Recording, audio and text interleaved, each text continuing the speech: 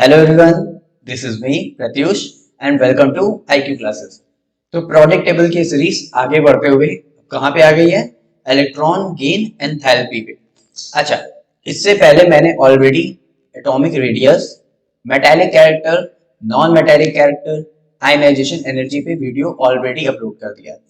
तो आप ऊपर यूट्यूब पे सर्च करके आप वहां पे देख सकते हैं product table by IQ classes class 10। तो आपको इन सब की वीडियो मिल जाएगी। तो आज हम लोग को किस पे बात करनी है? Electron gain enthalpy.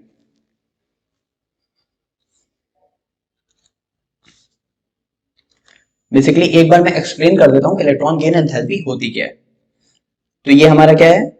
न्यूक्लियस। ये एक शेल मान लेते हैं, एक और शेल बनाते हैं। तो ये लास्ट वाला शेल वो क्या होगा? मैंने पहले भी ऑलरेडी बहुत सारी वीडियो में बता रखा है। लास्ट वाले शेल को हम लोग क्या बोलते हैं? Outermost shell. अच्छा, मान लीजिए कि मेरे पास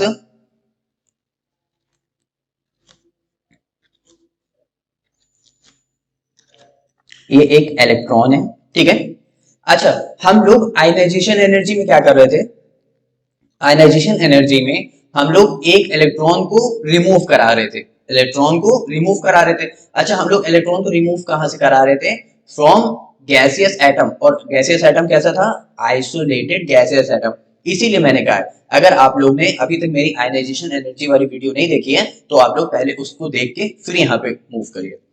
तो हम लोग क्या कर रहे थे कि इस इलेक्ट्रॉन को रिमूव करा रहे थे, किसमें से? आइसोलेटेड गैसियस एटम में से। तो वहां पे जो एनर्जी लग रही थी वो थी आयनाइजेशन एनर्जी। लेकिन यहाँ पे अगर वहां से इलेक्ट्रॉन निकाल रहे थे तो यहाँ पे वर्ड है इलेक्ट्रॉन गेन, यानी इलेक्ट्रॉन जो है आउटर मोस्ट शेल में हम लोग उसको आएगा, यानी हम लोग इलेक्ट्रॉन को एक आउटर मोस्ट शेल में डालेंगे जिससे इलेक्ट्रॉन गेन होगा। और उस टाइम जो एंथैल्पी का चेंज आएगा तो हम लोग उसको बोलेंगे इलेक्ट्रॉन गेन एंथैल्पी। मैं आपको बताता हूं। जैसे मैंने ये एक इलेक्ट्रॉन है, मैंने इसको आउटर मोस्ट शेल में पुट किया, मैंने इसको आउटर मोस्ट शेल में डाला। और ये कैसा एक एटम है? ये है isolated isolated gaseous atom. Ionisation energy में भी एक आइसोलेटेड गैसियस एटम था, और यहाँ पे भी यानी इलेक्ट्रॉन गेन एंथैल्पी में भी कैसा एटम है? Isolated gaseous atom. Clear everybody? तो एक बार जो बताया है एक बार उसको टर्म्स में लिख के देखते हैं, है क्या? when an enthalpy change when an enthalpy change, या फिर मैं इसको दूसरे टर्म में लिखता हूं ताकि उससे और क्लियरिटी है। The enthalpy change when an electron is added। भाई मैंने कहा ना इलेक्ट्रॉन को गेन करना है। इलेक्ट्रॉन को गेन करते वक्त जो एंथैल्पी में चेंज आया हम लोग उसको बोल रहे हैं electron gain enthalpy. Clear everybody? The enthalpy change when an electron is added. कहां पे ऐड कर रहे थे? isolated gaseous atom when an electron is added to outermost shell of an isolated gaseous atom। तो आई होप सबको यहां तक समझ आया होगा कि इलेक्ट्रॉन गेन एंथैल्पी क्या होती है। इलेक्ट्रॉन गेन एंथैल्पी बेसिकली इतनी होती है कि हम एक अलग से एक इलेक्ट्रॉन देंगे, कहां पे? जाहिर सी बात है उसके आउटर मोस्ट शेल में, और वो कैसा होना चाहिए? Isolated gaseous atom. Isolated means single. यहां तक सबको क्लियर हो गया होगा आई होप। अच्छा, तो अब एक बात बताइए, हम लोग यहाँ पे मान लीजिए ये एक इलेक्ट्रॉन हमने दिया, तो ये न्यूक्लियस और इसके बीच में रिपल्शन होगा कि अट्रैक्शन होगा? रिपल्शन होगा कि अट्रैक्शन होगा? जाहिर सी बात है एक पॉजिटिव एनर्जी एक निगेटिव एनर्जी, तो यहाँ पे क्या होगा, अट्रैक्शन होगा। एक बात ध्यान रखिएगा, जब भी अट्रैक्शन होता है तो कुछ ना कुछ एनर्जी रिलीज होती है। तो अच्छा, यहाँ पे एनर्जी क्या हो रही है, रिलीज हो रही है, एनर्जी इज रिलीज। यहाँ पे एनर्जी रिलीज हो रही है। अगर ये एनर्जी रिलीज हो रही है तो ये एक्सोथर्मिक होगी कि एंडोथर्मिक होगी, तो ये एक्सोथर्मिक होगा। क्लियर एवरीबॉडी, यहां तक कोई डाउट? ओके। अच्छा, जैसे मैं एक एग्जांपल से समझाता हूं। जैसे मान लीजिए मेरे पास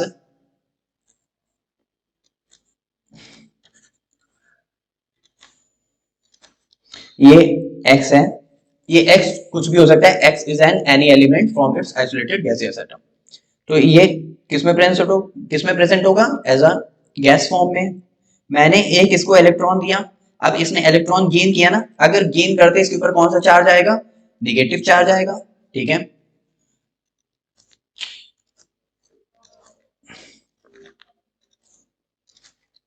इसके ऊपर कौन सा चार्ज आएगा, निगेटिव चार्ज आएगा।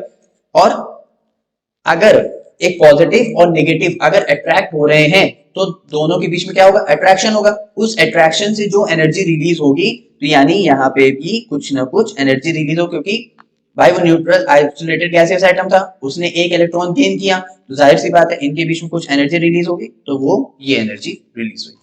Clear everybody? ओके।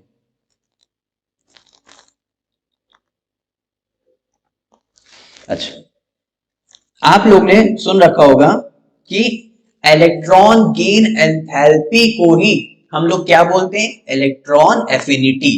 मैं यहां पे लिख देता हूं, इलेक्ट्रॉन गेन एंथैल्पी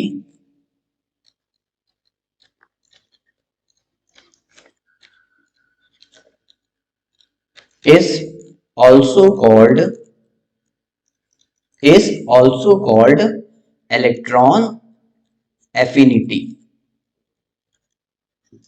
देखिए, एफिनिटी का मतलब ही है, क्या कहते हैं, अट्रैक्शन। एफिनिटी का मतलब ही है कि उसको इलेक्ट्रॉन चाहिए, यानी एक तरह से इलेक्ट्रॉन लवर, उसको इलेक्ट्रॉन चाहिए। तो एफिनिटी का मतलब ही यहीं पे हो गया कि इलेक्ट्रॉन एफिनिटी, यानी एक न्यूट्रल आइसोलेटेड गैसियस एटम है जिसको इलेक्ट्रॉन चाहिए। ठीक है, यहां तक क्लियर? अच्छा, बट शो डिफरेंट साइन। यहां पे साइन का मतलब क्या हो गया, पॉजिटिव निगेटिव। अगर एक पॉजिटिव है तो दूसरा क्या होगा, निगेटिव। जैसे एग्जांपल से ये x है, कोई एक आइसोलेटेड गैसियस एटम में प्रेजेंट है, मैंने इसको इलेक्ट्रॉन दिया, तो इसके ऊपर कौन सा चार्ज आ जाएगा, माइनस का, प्लस कुछ ना कुछ एनर्जी रिलीज होगी। ठीक है, अब अगर मैं यहाँ पे वापस से मैं इसको एक इलेक्ट्रॉन देना चाहूं, तो क्या ये इलेक्ट्रॉन देगा, यहाँ पे तो एनर्जी रिलीज हुई, तो ये हमारा एक्सोथर्मिक हो गया। आप लोग आई होप पूरा फील कर पा रहे होंगे कि अगर प्लस और माइनस के बीच में अट्रैक्शन हुआ तो कुछ ना कुछ एनर्जी रिलीज हुई। एनर्जी रिलीज को हम लोग एक्सोथर्मिक बोलते हैं। लेकिन अब यहाँ पे भी एक निगेटिव चार्ज है और दूसरा हम ऑलरेडी एक और निगेटिव चार्ज अगर हम दे रहे हैं उसको, तो नेगेटिव और नेगेटिव के बीच में क्या होगा, रिपल्शन। अगर अट्रैक्शन में एनर्जी रिलीज हो रही है, अगर अट्रैक्शन में दोनों पास आ रहे हैं और एनर्जी रिलीज हो रही है, तो रिपल करेंगे तो क्या होगा, एनर्जी एब्सॉर्ब होगी, यानी हम लोग को एनर्जी देनी पड़ेगी। भाई इलेक्ट्रॉन तो वो चाहेगा नहीं, रिपल कर रहा है, वो इलेक्ट्रॉन को अलग वो बाहर फेंक रहा है, हम जबरदस्ती उसको इलेक्ट्रॉन देंगे, यानी हम कुछ ना कुछ एनर्जी देंगे जिसकी वजह से वो इलेक्ट्रॉन उसके पास जाएगा, तो इसके पास कौन सा चार्ज आ जाएगा, +2 माइनस।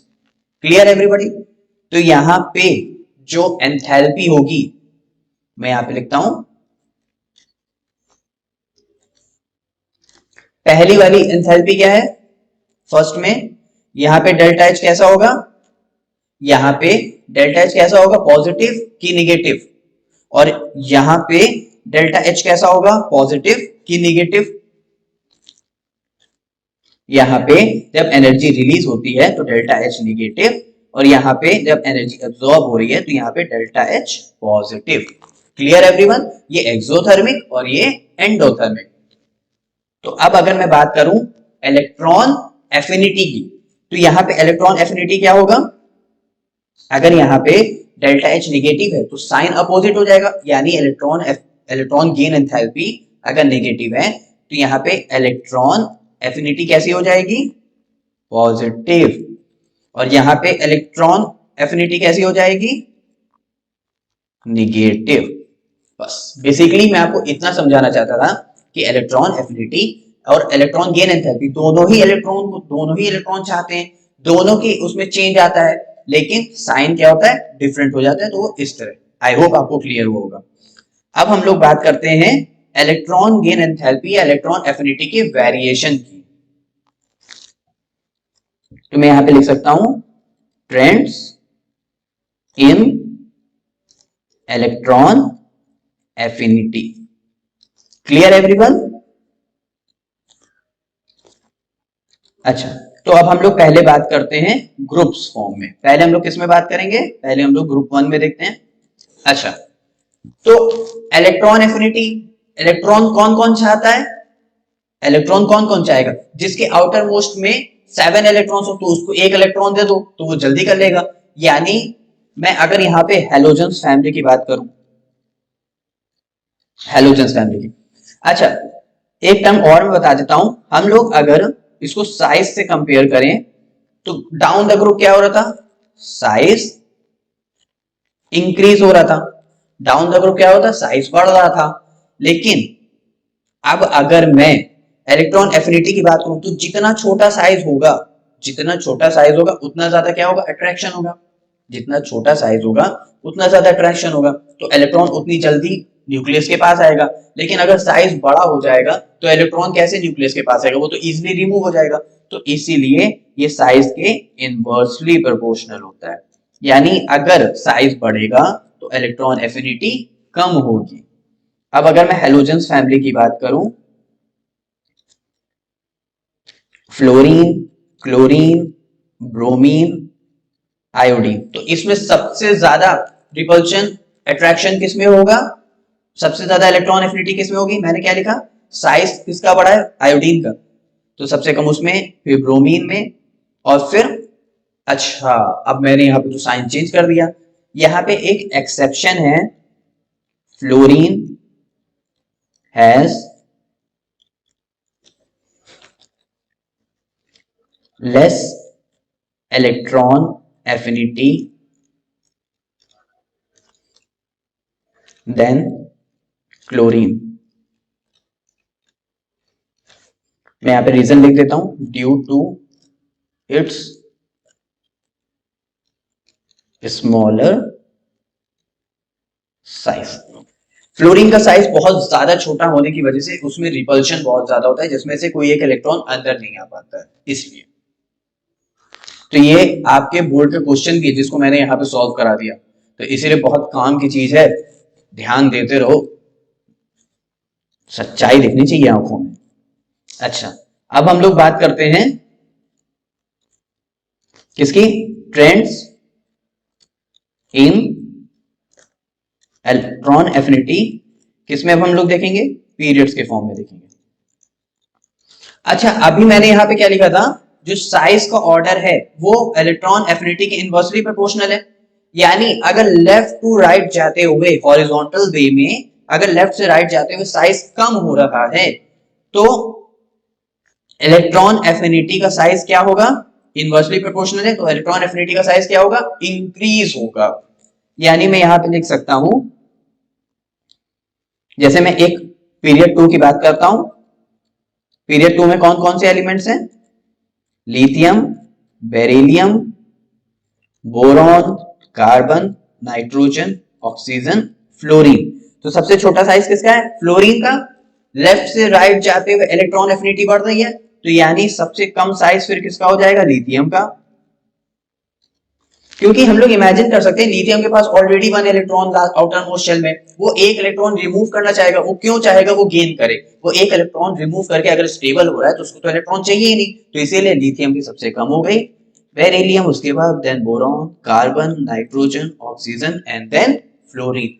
आई होप आप लोग को यहां तक पूरा समझ आया होगा कि इलेक्ट्रॉन गेन एंथैल्पी क्या होती है, उसका वेरिएशन क्या होता है, in the form of groups and in the form of periods. Clear everyone? Okay, मैं यहां पे एक लाइन लिख देता हूं, electron affinity does not show electron affinity does not show perfectly regular trend along a period or groups due to number of exceptions। मतलब electron affinity और electron gain enthalpy, इनका कोई भी परफेक्टली रेगुलर ट्रेंड नहीं रहता, बीच बीच में कहीं भी चेंज हो जाते हैं, क्योंकि इनमें एक्सेप्शंस बहुत सारे हैं। जैसे अभी हम लोग ने एक एक्सेप्शन यहां पे देखा कि फ्लोरीन का साइज सबसे कम है तो उसकी इलेक्ट्रॉन एफिनिटी सबसे ज्यादा होनी चाहिए, लेकिन यहां पे क्लोरीन की एफिनिटी फ्लोरीन से ज्यादा हो गई। ऐसा क्यों? क्योंकि फ्लोरीन का साइज बहुत ज्यादा छोटा है। अब हम एक और इलेक्ट्रॉन देंगे तो वो इलेक्ट्रॉन और उसके आउटर मोस्ट शेल वाले इलेक्ट्रॉन रिपेल करने लगेंगे, जिसकी वजह से इलेक्ट्रॉन वो लेगा नहीं, तो फ्लोरीन ज्यादा कम हो गया in comparison to chlorine. Clear everybody? तो आई होप आपको क्लियर हुआ होगा।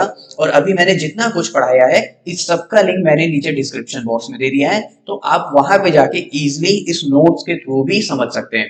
तो आई होप आपको समझ आया होगा। अगर नहीं समझ आया तो फिर से इस वीडियो को देखिए और इससे पहले जाके आप बाकी भी वीडियो देखिए, ताकि आपको प्रोडक्ट प्रॉपर्टीज एकदम क्लियर हो।